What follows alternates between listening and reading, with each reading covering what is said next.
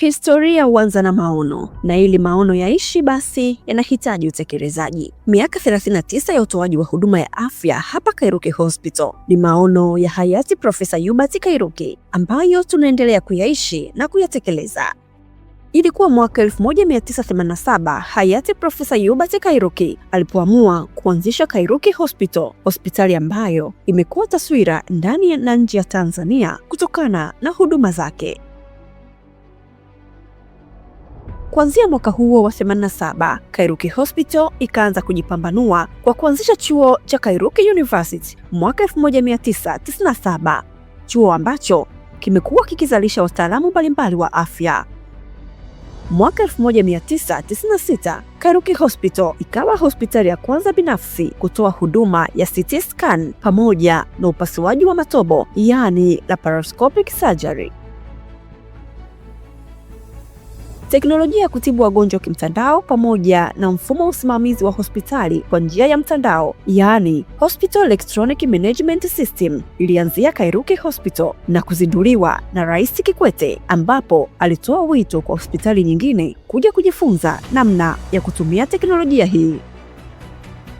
Katika kipindi cha miaka 39, tumeweza pia kuanzisha kiwanda cha Kairuki Pharmaceuticals Industry Limited kilichopo Pwani Kibaha. Kiwanda hiki kilianzishwa mwaka 2021 kwa lengo la kupunguza uhaba wa upatikanaji wa dawa nchini pamoja na kurahisisha upatikanaji wa maji tiba kwa uharaka na kwa bei nafuu zaidi.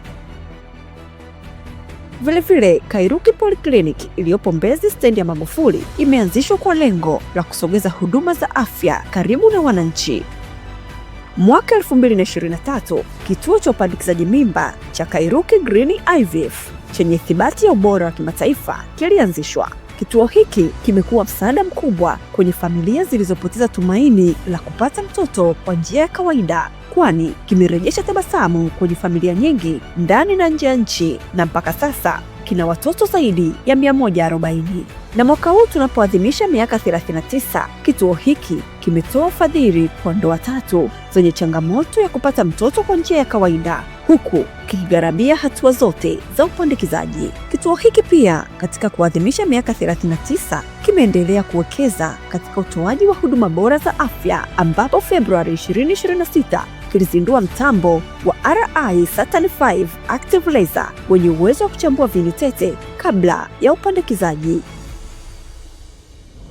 Mwishoni mwa mwaka 2023, Kairuki Hospital ikawa hospitali ya kwanza Afrika Mashariki na Kati kutoa huduma ya kuondoa uvimbe bila upasuaji, huduma ambayo inaiweka Tanzania katika dira ya utalii tiba nchini. Huduma hii ya kuondoa uvimbe inaondoa vimbe mbalimbali mwilini, ikiwemo vimbe za saratani na zisizo za saratani, ambazo ni vimbe za kwenye kizazi, matiti, tezi dume na kadhalika. Kairuki Hospital haijaishia hapo. Imeendelea kuwekeza katika teknolojia ya kisasa, ikiwemo CT Angio 128 slice yenye uwezo wa kupima mishipa ya damu ya moyo pamoja na mishipa mingine mwilini kwa usahihi, na teknolojia hii inatumia pia akili mnemba, yaani AI. Tunapoadhimisha miaka 39 ya utoaji wa huduma, tuna mengi ya kujivunia. Tunaendelea kukujali na kukuthamini. Tunakushukuru sana kwa kuendelea kuwa pamoja nasi kwa kipindi chote hicho cha miaka 39. Daima utabaki kuwa kipaumbele chetu.